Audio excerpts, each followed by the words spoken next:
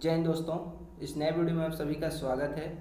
तो UP polytechnic के electronics के जो 6 सेमेस्टर के स्टूडेंट्स हैं उनके लिए वीडियो बहुत ही इंपॉर्टेंट होने वाला है।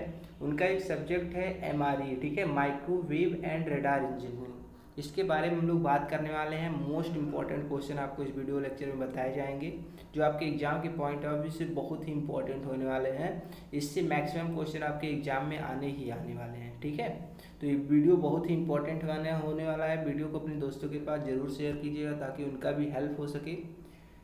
तो चलिए स्टार्ट करते हैं और समझते हैं। सबसे पहला क्वेश्चन आपसे क्या पूछा जा सकता है, माइक्रोवेव्स क्या है, विस्तार से समझाएं। ठीक है, माइक्रोवेव्स के बारे में आपसे पूछा जा सकता है कि माइक्रोवेव्स क्या होते हैं, इनको विस्तार समझाना है। जो भी जानकारी, जो भी नॉलेज आपको माइक्रोवेव्स के बारे में है उसको लिख देना है, ठीक है।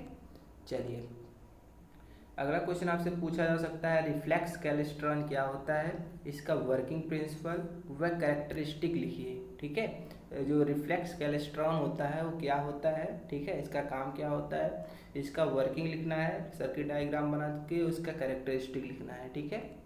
चलिए नेक्स्ट क्वेश्चन आपसे पूछा जा सकता है, ट्रेवलिंग वेव ट्यूब क्या है, इसके वर्किंग, कैरेक्टरिस्टिक और एप्लीकेशन लिखिए। ठीक है, ट्रेवलिंग वेव ट्यूब क्या है, क्या होता है, उसके बाद इसका वर्किंग कैसे होता है, किस तरह से वर्क करता है ट्रेवलिंग वेव ट्यूब, इसका कैरेक्टरिस्टिक क्या है, इसका एप्लीकेशन कहाँ कहाँ पे है, ये सारी चीज़ें आपको लिखना होगा, बताना होगा। ठीक है, ये सारे जो आपके डिवाइसेस दिखाई दे रहे हैं माइक्रोवेव डिवाइसेस हैं। ठीक है, तो माइक्रोवेव डिवाइसेस से भी आपके क्वेश्चन बनाए जाते हैं, बन सकते हैं।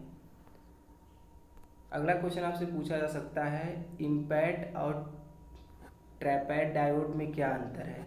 ठीक है, इम्पैड और टैपेड डायोड में अंतर लिखने के लिए भी आपके एग्जाम में आ सकता है। इससे रिलेटेड भी क्वेश्चन आपसे पूछा जा सकता है। मोस्ट इम्पॉर्टेंट आपका रेडार, रेडार क्या होता है विस्तार से समझाएं। ठीक है, रेडार रेंज इक्वेशन होता है, फिर आपका ब्लॉक डायग्राम होता है।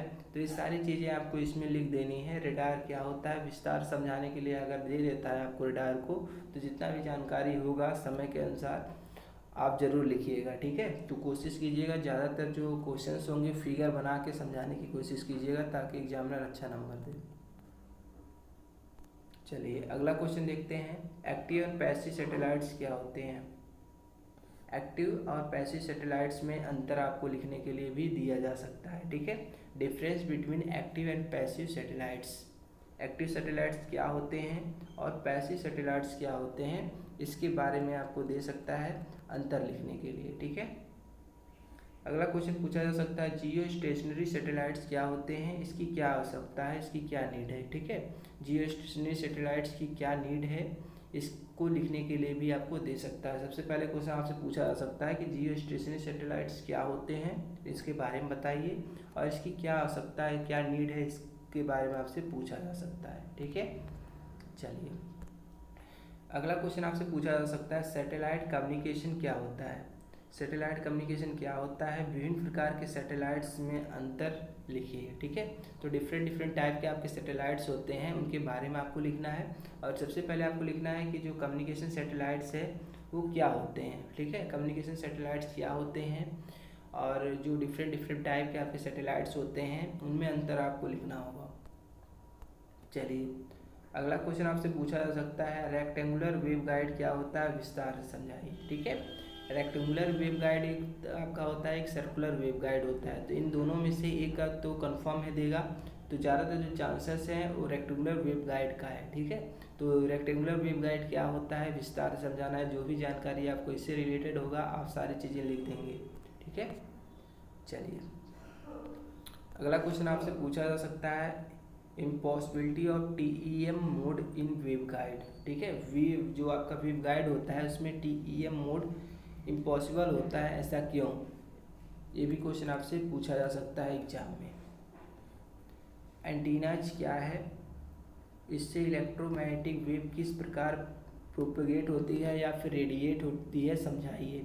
ठीक है, एंटीनाज क्या होता है, आपको पता होगा कि ट्रांसमीटर साइड में भी एंटीना लगाया जाता है, रिसीवर साइड में भी आपका एंटीना लगा होता है। ठीक है, तो एंटीना क्या होता है और इलेक्ट्रोमैग्नेटिक जो वेव है वो किस प्रकार से एंटीना से रेडिएट होती है या फिर आपका प्रोपोगेट होती है, इसके बारे में आपको लिखना है।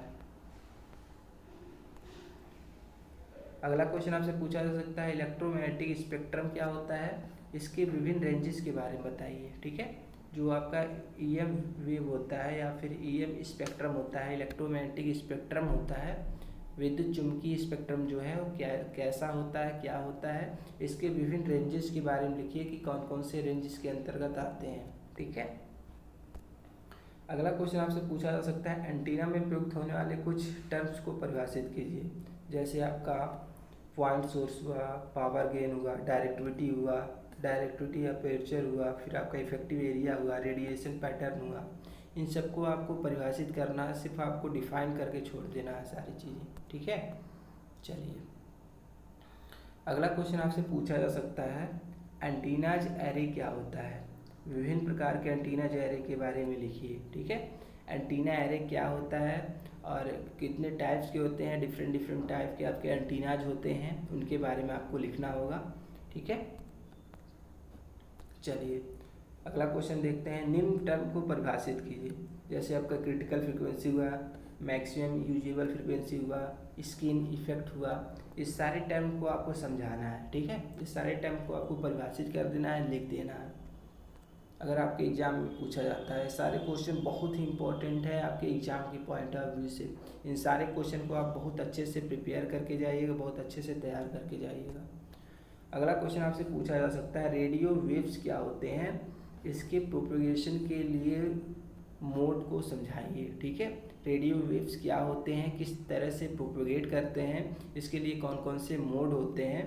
ठीक है, इसके बारे में आपको लिखना होगा। चलिए अगला क्वेश्चन देखते हैं। अगला क्वेश्चन क्या पूछा जा सकता है, अगला क्वेश्चन आपसे पूछा जा सकता है लेंस एंटीनाज क्या होता है। ठीक है, लेंस एंटीना और पैराबोलिक रिफ्लेक्टर। लेंस एंटीनाज क्या होता है, पैराबोलिक रिफ्लेक्टर क्या होता है, इस पर संक्षिप्त टिप्पणी लिखने के लिए आ सकता है, शॉर्ट में लिखने के लिए आ सकता है ना। चलिए इसके बाद देखते हैं अगला क्वेश्चन डिश एंटीना और रोम्बिक एंटीना पर संक्षिप्त टिप्पणी कीजिए। ठीक है, डिश एंटीनाज क्या होते हैं और रोम्बिक एंटीनाज क्या होते हैं, इस पर शॉर्ट नोट लिखने के लिए आपका आ सकता है ना। चलिए सारी चीज़ें आपको बहुत अच्छे से कंफर्म हो रही होंगी कौन से क्वेश्चन इंपॉर्टेंट है। अगला क्वेश्चन आपसे पूछा जा सकता है गन डायोड क्या है, इसके वर्किंग प्रिंसिपल और कैरेक्टरिस्टिक को लिखिए। ठीक है, गन डायोड क्या होता है, ठीक है, और इसके वर्किंग प्रिंसिपल को और इसकी कैरेक्टरिस्टिक को आपको समझा देना है, लिख देना है ना। चलिए अगला क्वेश्चन देखते हैं। अगले क्वेश्चन में क्या पूछा जा सकता है आपसे निम्न को परिभाषित कीजिए। क्या परिभाषित करना है, ऑर्बिट हुआ, अपोजी हुआ, पेरिजी हुआ, इन सारे टर्म को परिभाषित करना है। ठीक है, तो ये आपके 20 मोस्ट इंपॉर्टेंट क्वेश्चन है जो आपके एग्जाम के पॉइंट ऑफ व्यू से माइक्रोवेव और रेडार इंजीनियरिंग में बहुत इंपॉर्टेंट होने वाले हैं। ठीक है, तो आप लोग एक चीज़ कमेंट करके बताइएगा कितने ऐसे स्टूडेंट्स हैं पॉलिटेक्निक के 6 सेमेस्टर के इलेक्ट्रॉनिक्स के जिन्होंने इलेक्टिव सब्जेक्ट में मेडिकल इलेक्ट्रॉनिक्स लिए हैं या फिर कंट्रोल सिस्टम लिए हैं या फिर आपका कंप्यूटर नेटवर्क लिए हैं। आप लोग कमेंट बॉक्स में ज़रूर कमेंट कीजिएगा ताकि उस पर भी इंपॉर्टेंट क्वेश्चन बनाया जा सके। ठीक है, आप लोगों में से कितने लोग ऐसे हैं जो कंप्यूटर नेटवर्क चूज़ किए हैं, कितने लोग ऐसे हैं जो मेडिकल इलेक्ट्रॉनिक्स चूज़ किए हैं, कितने लोग ऐसे हैं जो कंप्यूटर नेटवर्क चूज़ किए हैं। तो ये सारी चीज़ें आप लोग कमेंट बॉक्स में ज़रूर बताइएगा ताकि हमको भी कंफर्म हो सके कितने स्टूडेंट्स हैं जो सब्जेक्ट को कौन कौन से सब्जेक्ट को चूज किए हैं। ठीक है, चलिए उम्मीद करते हैं सारे क्वेश्चन आपके एग्जाम के पॉइंट ऑफ व्यू से बहुत ही इंपॉर्टेंट होंगे। तो मिलते हैं नेक्स्ट वीडियो में, तब तक अपना ख्याल रखिए, अपनों का ख्याल रखिए, खुश रहिए और मस्त रहिए, साथ ही साथ एग्ज़ाम की तैयारी बहुत बेहतरीन तरीके से कीजिए। ठीक है, जय हिंद।